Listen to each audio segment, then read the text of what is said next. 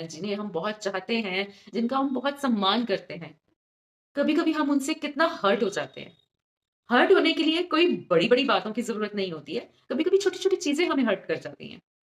कभी छोटा-सा expression hurt कर जाता है या एक छोटी-सी बोली हुई बात हमें हर्ट कर जाती है और उस वक़्त हम सोचते हैं, क्या हम उनके लिए कोई मायने नहीं रखते? क्या हमारा उनकी ज़िंदगी में कोई महत्व नहीं है? हमारी कोई इम्पोर्टेंस नहीं है उनकी लाइफ़ में? या मेरी जगह उन्होंने किसी और को ट्रस्ट कर लिया? क्या वो मेरे ऊपर बिल्कुल भरोसा नहीं करते? और इस वज़ह से कई बार हमारे रिश्तों में कितनी खटास आ जाती है। ऐसा ही कुछ मैं इस पार्ट में पढ़ रही थी। I was deeply hurt.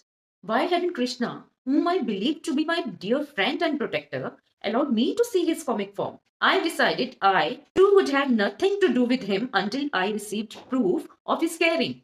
I decided this, but it didn't lessen the sting in my heart. I couldn't stop myself from wondering over and over why he considered Arjun more fitting to receive this vision. What crucial ingredient did I lack that the mystery of the universe should forever elude me?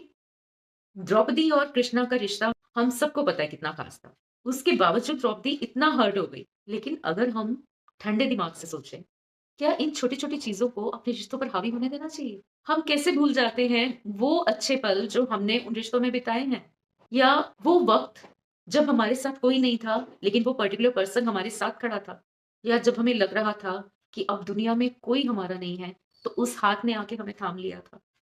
तो शायद समझदारी इसी में है कि इन छोटी-छोटी चीज़ों को अपने इन प्यारे और खूबसूरत रिश्तों पर हावी ना होने दें। क्या पता उस वक़्त के हालात क्या थे? या क्या पता वो इस उस वक़्त कौन-सी लड़ाई लड़ रहे थे?